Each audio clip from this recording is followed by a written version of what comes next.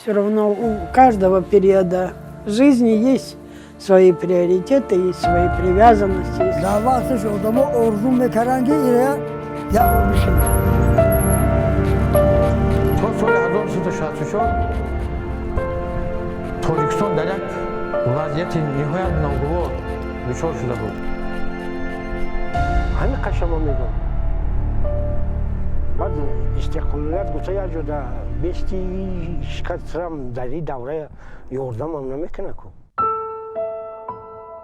وقتی که جنجال میدان ها خیلی اوج گرفت و به شدت رفت، دیگر راه نجات در آن بود که باید یک حکومت مصالحه ملی به وجود می آمد که یک زمره مسئله ها را خودش حل میکرد. همین به وجود آمدن حکومت مصالحه ملی باعث آن شد که ما با امر تقدیر تماما تصادفاً در همین حکومت یعنی بدون ما مشورت ها شدند و من تنها صبح فهمیدم که در یک مشورت شبانه همین حزب‌های سیاسی ما را به صفت وزیر کارهای خارجی پیشنهاد کردند. وقتی که کاملا تصادفی بود برای ما و اصلا من فکرم نمی‌کردم. وقتی که آن زمان پرزیدنتی وقت شادروان رحمان نبیف مرا دعوت کرد، من حیران شدم و گفتند که من خیلی شما دیروز در همون مذاکرات ما من یک طرف پیشنهاد کرده است، ما راضی شدیم. من گفتم که جناب پرزیدنت بخشش، لیکن من آماده این وظیفه نیستم، برای اینکه من جوان هستم، تجربه ندارم، این کارو نکردم. خواهش میکنم مرا جواب دید که من لایق این کار نیستم. که وای گشت و گفت شما چه خیلی آدمو چند نفر پیشنهاد کردن، ها اومدن گفتن که ما تیار نیستیم. این چه خیلی وای این گپ و کار تماما بی‌معنی. برای من گفتن که بیایید این کار کنیم، پسرم راضی شوید برای همین تنجی و آرامی که اینا باز جنجالا سر می شود. بیایید راضی شوید، من بچه ها هستن یاردم میکنند، راضی شوید کار پیش برید. دیگر پسرم راضی شوید این کار رو نکنید که دیگر بعد باز جنجالا بیشتر می شود. گفته من مجبور کردن که روید تکون سر کنید. من یک آدم جوان بی تجربه، لیکن در وزارت کارهای خارجی که هنوز نامش بود و نشانش نبود، گفتن که رفته این کار رو انجام دید. خیلی آمدم خوشبختانه اونجا من همکورسای بسیار داشتم، 3-4 نفر از همکورسای من الکی در اونجا کار میکردن و با کمک آنها مثلا ایرکین رحمت اللهیف،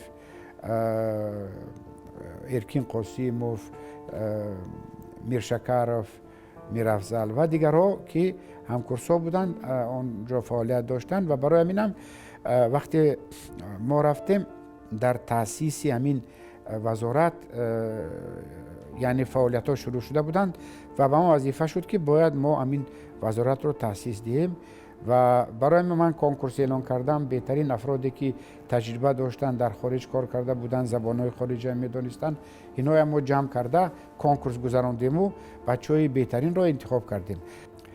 سپتامبر سال 92 وقتی که ما اولین سالگرد استقلالیت را در میدان جشن می گرفتیم، متاسفانه آن زمان یعنی پیش از آن پرزیدنت قانونی آن وقت رحمان نبیف را در فرودگاه شهر دوشنبه یعنی مجبور کردند که از منصبش استعفا دهد، که البته همه این فعالیت های غیر قانونی بود و وقتی که وی از مجبور شده به استعفا رفت، وضعیت تماما در تاجیکستان خراب شد کاملا.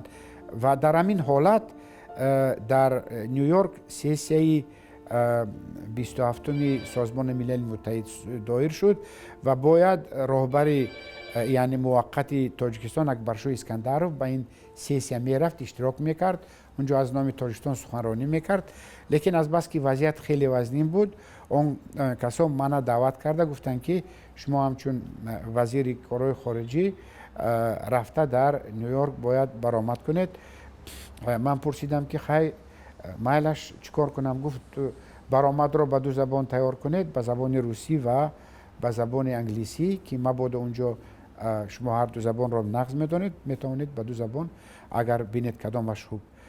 لیکن وقتی که من نیویورک رفتم، وضعیت را دیدم که روسا میخوان که من به روسی صحبت کنم، امریکایی ها میخوان که من به انگلیسی صحبت کنم. من به خلاصه آمدم که ما یک کشور مستقل کشوری که عضو سازمان ملل متحد شده است حقی کامل داریم که با زبان خودمون با زبان تاجیکی صحبت کنیم. برای همین من مقاله رو برآمدم رو با زبان تاجیکی تیار کردم و آنجا البته مشکلات تکنیکی زیاد داشتیم.